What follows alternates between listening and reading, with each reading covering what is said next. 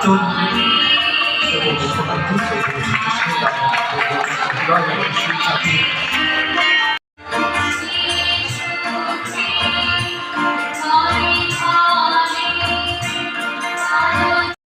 যে আনন্দ পাখির গান, যে আনন্দ আমরা যে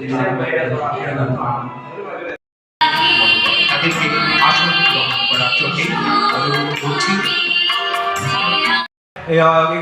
কলকাতায় গিয়েছিলাম, কলকাতায় যাওয়ার পর ওর সঙ্গে আমার ইন্ট্রোডিউস হয়।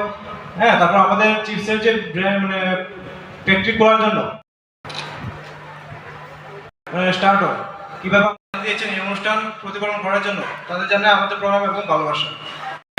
নভেম্বর মাস থেকে আমি একটা তখন দেখবেন আপনি জিনিসটাও কিনছেন এবং তেলিয়ামুড়ার লোকে কর্মসংস্থানও করছে, 2 in 1 কাজ হয়। তাই मोदी बार-बार बोले जब भी खरीदोगे देख लेना कि मेक इन इंडिया है कि नहीं।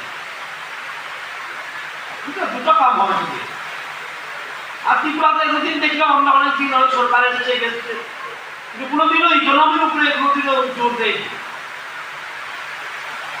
আর আমি এখানে পলিটিক্স আলাপ করতে চাই না, কিন্তু যা বাস্তব তা বলতে হয়। আমার এই বয়সে বাস্তব কথা বলা উচিত। বিগত দিনে আমরা শুনতাম প্রফিট মানিয়ে নোংরা কথা। আরে প্রফিট লাভ করবে রাজনৈতিক নেতাদের একটা কি ছিল, একটা ধারণা ছিল ব্যবসায়ী লাভ করলে সেটা বাড়িতে নিয়ে গিয়ে তালা মানে রেখে দেয়।